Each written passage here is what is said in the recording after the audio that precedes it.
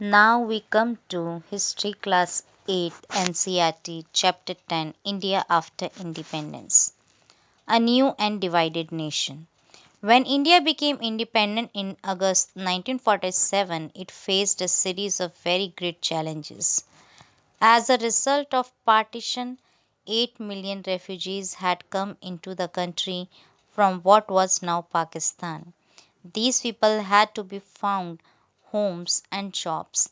Then there was the problem of the princely states, almost 500 of them, each ruled by a Maharaja or a Nawab, each of whom had to be persuaded to join the new nation. The problems of the refugees and of the princely states had to be addressed immediately. In the longer term, the new nation had to adopt a political system that would best serve the hopes and expectations of its population. India's population in 1947 was large, almost 345 million. It was also divided. There were divisions between high castes and low castes, between the majority Hindu community and Indians who practiced other faiths. The citizens of this vast land spoke many different languages, wore many different kinds of dress, ate different kinds of food, and practiced different professions. How could they be made to live together in one nation state? To the problem of unity was added the problem of development. At independence, the vast majority of Indians lived in the villages. Farmers and peasants depended on the monsoon for their survival. So did the non farm sector of the rural economy. For if the crops failed, barbers, carpenters, weavers, and other service groups would not get paid for their services either. In the cities, factory workers lived in crowded slums with little access to education or health care. Clearly, the new nation had to lift its masses out of poverty by increasing the productivity of agriculture and by promoting new job creating industries. Unity and development had to go hand in hand. If the divisions between different sections of India were not healed, they could result in violent and costly conflicts, high caste fighting with low castes, Hindus with Muslims, and so on. At the same time, if the fruits of economic development did not reach the broad masses of the population, it could create fresh divisions, for example, between the rich and the poor, between cities and the countryside, between regions of India that were prosperous and regions that lagged behind. A constitution is written between December 1946 and November 1949. Some 300 Indians had a series of meetings on the country's political future. The meetings of this Constituent Assembly were held in New Delhi, but the participants came from all over India and from different political parties. These discussions resulted in the framing of the Indian Constitution, which came into effect on 26 January 1950. One feature of the Constitution was its adoption of universal adult franchise, meaning the right to vote. Franchise means the right to vote. All Indians above the age of 21 would be allowed to vote in state and national elections. This was a revolutionary step, for never before had Indians been allowed to choose their own leaders. In other countries, such as the United Kingdom and the United States, this right had been granted in stages. First, only men of property had the vote. Then men who were educated were also added on. Working class men got the vote only after a long struggle. Finally, after a bitter struggle of their own, American and British women were granted the vote. On the other hand, soon after independence, India chose to grant this right to all its citizens regardless of gender, class, or education. A second feature of the Constitution was that it guaranteed equality before the law to all citizens. Regardless of their caste or religious affiliation, there were some Indians who wished that the political system of the new nation be based on Hindu ideals and that India itself will run as a Hindu state. They pointed to the example of Pakistan, a country created explicitly to protect and further the interests of a particular religious community, the Muslims. However, the Indian Prime Minister Jawaharlal Nehru was of the opinion that India could not and must not become a Hindu Pakistan. Besides Muslims, India also had large populations of Sikhs and Christians, as well as many Parsis and Jains. Under the new constitution, they would have the same rights as Hindus, the same opportunities when it came to seeking jobs in government or the private sector, the same rights before the law. A third feature of the constitution was that it offered special privileges for the poorest and most disadvantaged Indians. The practice of untouchability, described as a slur and a blot on the fair name of India, was abolished. Hindu temples previously open to only the higher castes were thrown open to all, including the former untouchables.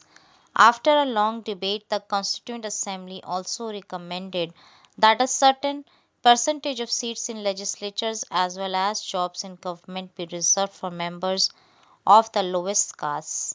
It had been argued by some that untouchable, or as they were now known, Harijan candidates did not have good enough grades to get into the prestigious Indian Administrative Service, but as one member of the Constituent Assembly, Ajay Khandekar, argued, it was the upper caste who were responsible for the Harijans being unfit today. Addressing his more privileged colleagues, Khandekar said, "We were suppressed for thousands of years.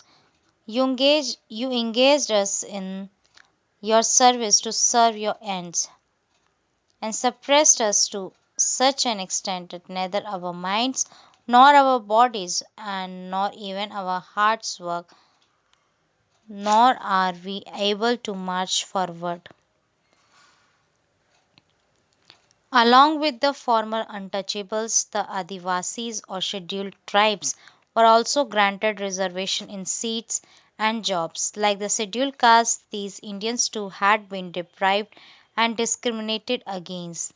The tribals had been deprived of modern health care and education, while their lands and forests had been taken away by more powerful outsiders. The new privileges granted them by the Constitution were meant to make amends for this. The Constituent Assembly spent many days discussing the powers of the central government versus those of the state governments. Some members thought that the center's interests should be foremost.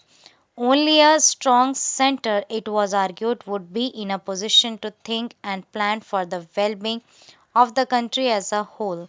Other members felt that the provinces should have greater autonomy and freedom. A member from Mysore feared that under the present system, democracy is centered in Delhi and it is not allowed to work in the same sense and spirit in the rest of the country.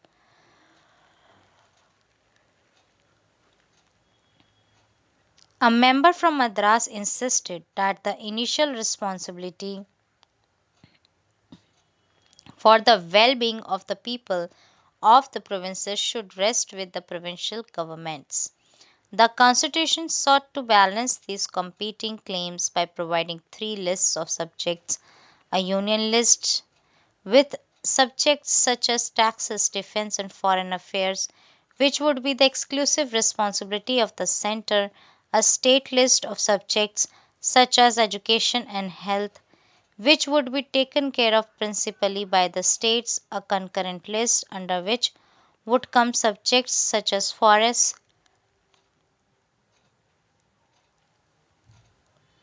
and agriculture, in which the center and the states would have joint responsibility.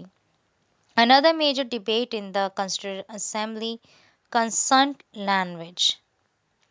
Many members believed that the English language should leave India with the British rulers.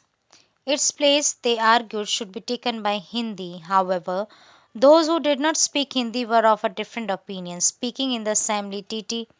Krishnamachari conveyed a warning on behalf of people of the south, some of whom threatened to separate from India if Hindi was imposed on them. A compromise was finally arrived at, namely, that while Hindi would be the official language of India, English would be used in the courts, the services, and communications between one state and another. Many Indians contributed to the forming of the constitution, but perhaps the most important role was played by Dr. B.R. Ambedkar, who was chairman of the drafting committee and under whose supervision the document was finalized. In his final speech to the Constituent Assembly, Dr. Ambedkar pointed out that political democracy had to be accompanied by economic and social democracy. Giving the right to vote would not automatically lead to the removal of other inequalities, such as between rich and poor or between upper and lower castes. With the new constitution, he said, India was going to enter into a life of contradictions. In politics, we will have equality, and in social and economic life, we will have inequality. In politics, we will be recognizing the principle of one man, one vote, and one value.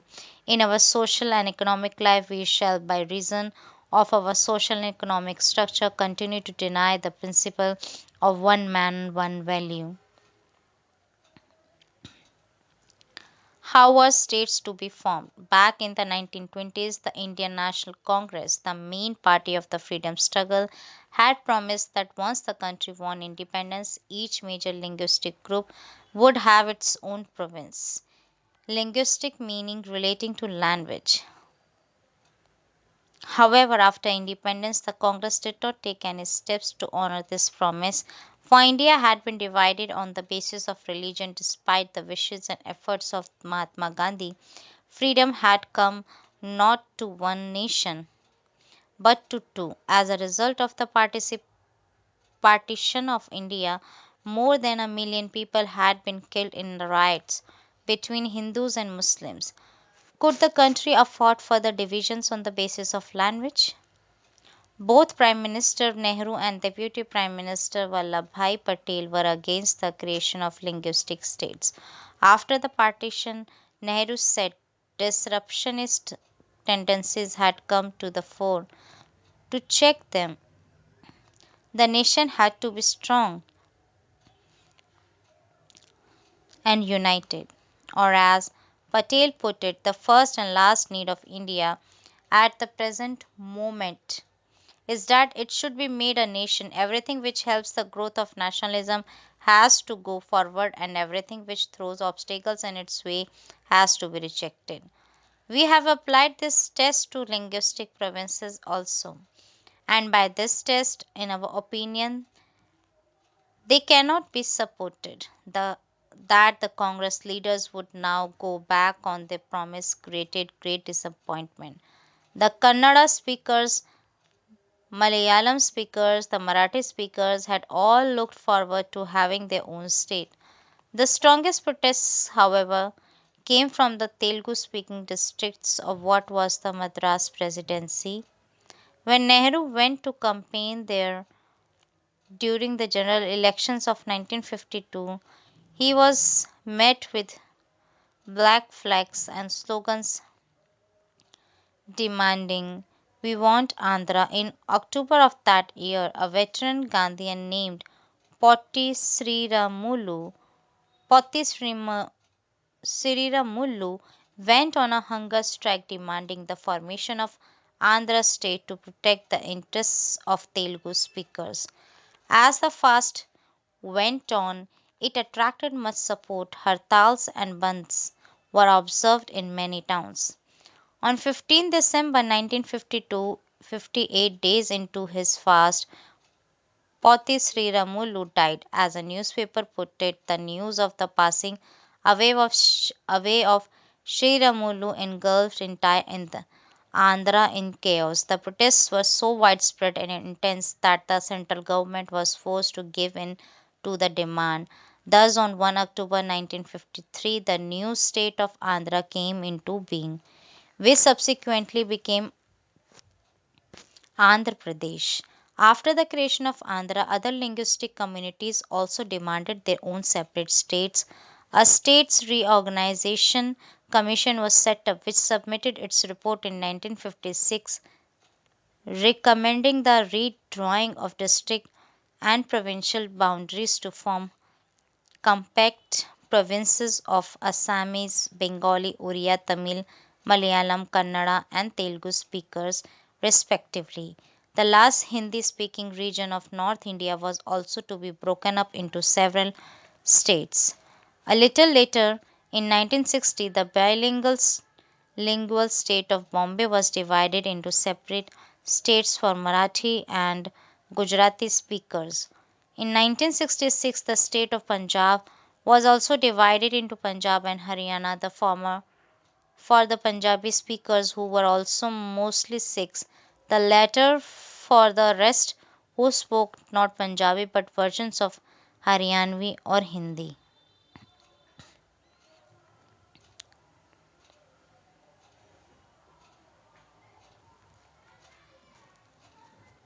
Planning for development. Lifting India and Indians out of poverty and building a modern technical and industrial base were among the major objectives of the new nation. In 1950, the government set up a planning commission to help design and execute suitable policies for economic development. There was a broad agreement on what was called a mixed economy model. Here, both the state and the private sector would play important and complementary roles in increasing production and generating jobs. State means concerned with the government. Note that used in this sense, the word does not refer to the different states which are found in a country. It means concerns with the government. What specifically these roles were to be, which industries should be initiated by the state and which by the market, how to achieve a balance between the different regions and states was to be defined by the Planning Commission. In 1956, the second 5 year plan was formulated. This focused strongly on the development of heavy industries such as steel and on the building of large dams. These sectors would be under the control of the state. This focus on heavy industry and the effort at state regulation of the economy was to guide economic policy for the next few decades. This approach had many strong supporters but also some vocal critics. Some felt that it had put inadequate emphasis on agriculture, others argued that it had neglected primary education, still others believed that it had not taken account of the environmental implications of economic policies.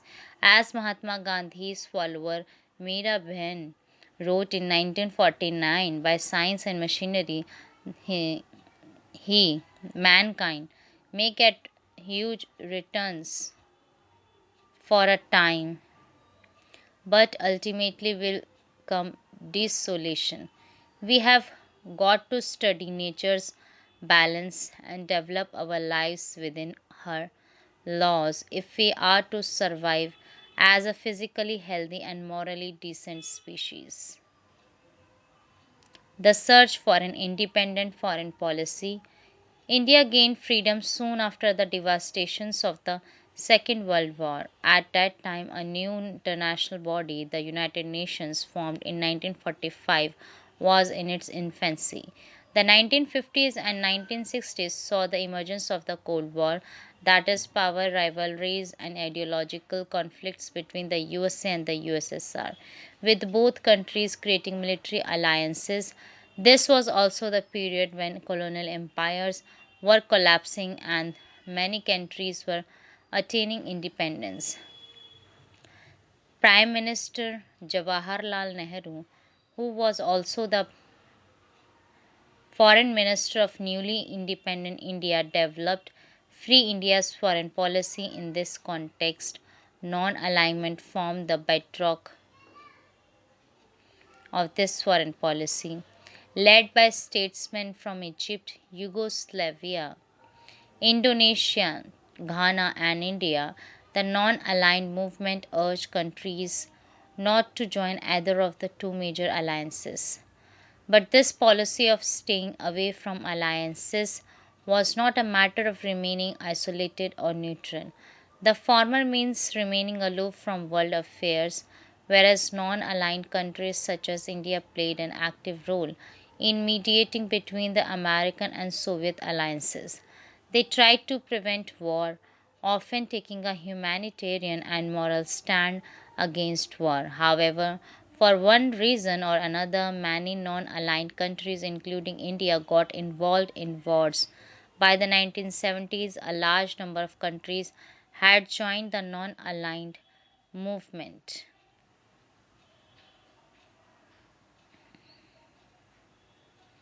The nation 60 years on. On 15 August 2007, India celebrated 60 years of its existence as a free nation. How well has the country done in this time, and to what extent has it fulfilled the ideals set out in its constitution?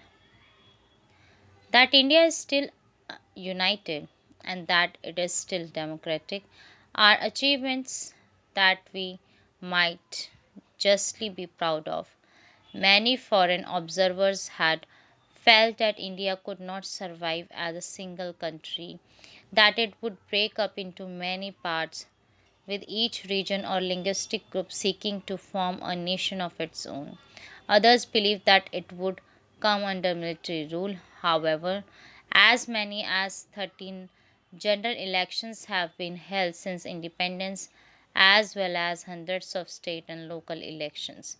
There is a free press as well as an independent judiciary. Finally, the fact that people speak different languages or practice different faiths has not come in the way of national unity. On the other hand, deep divisions persist. Despite constitutional guarantees, the untouchables, or as they are now referred to, the Dalits, face violence and discrimination. In many parts of rural India, they are not allowed access to water sources, temples, parks, and other public places. And despite the secular ideals enshrined in the constitution,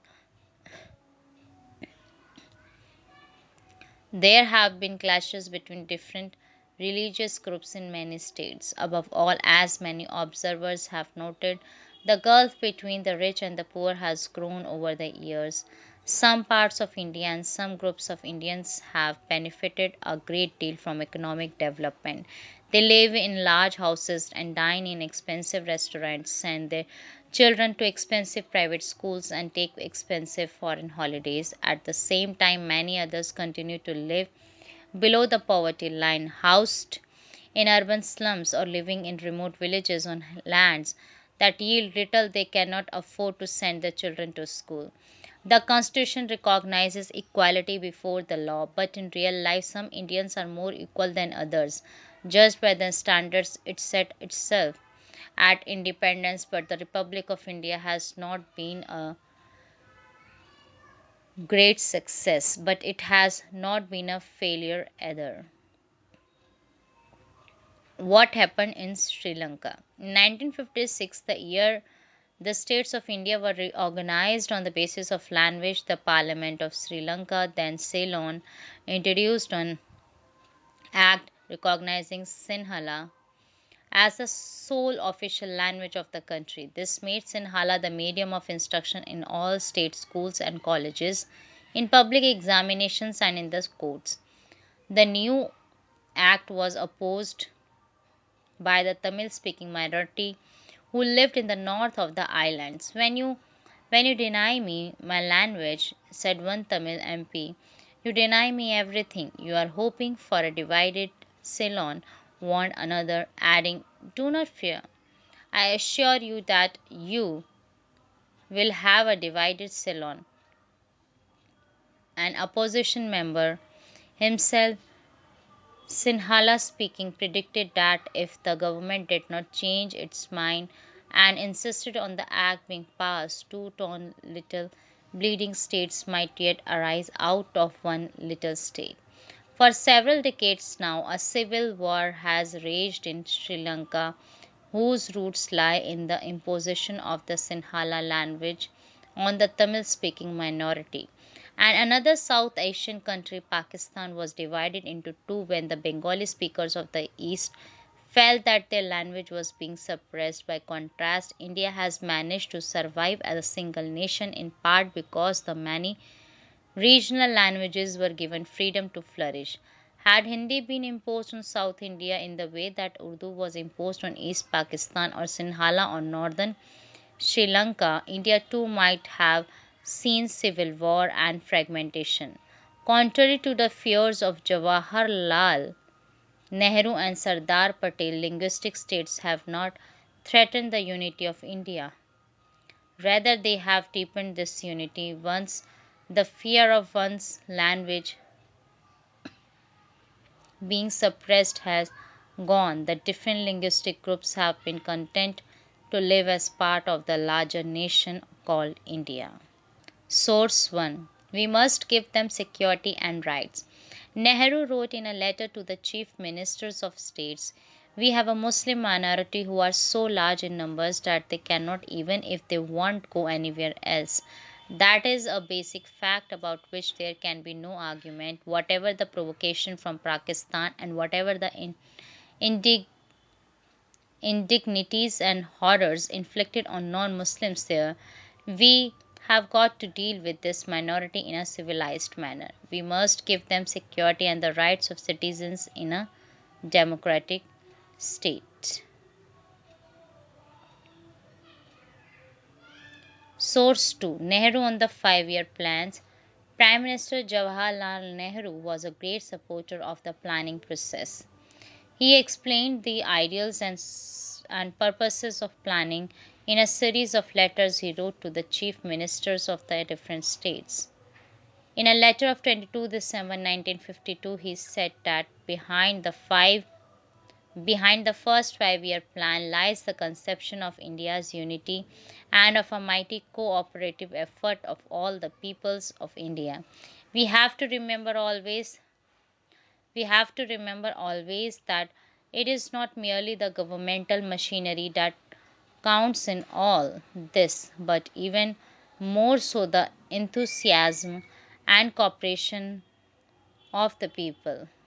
A people must have the sensation of partnership in a mighty enterprise of being fellow travelers towards the next goal that they and we have set before us. The plan may be and has to be based on the calculations of economists, statisticians, and the like.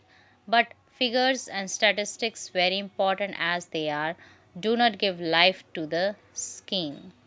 That breath of life comes in other ways, and it is for us now to make this plan, which is enshrined in cold print, something living, vital, and dynamic, which captures the imagination of the people.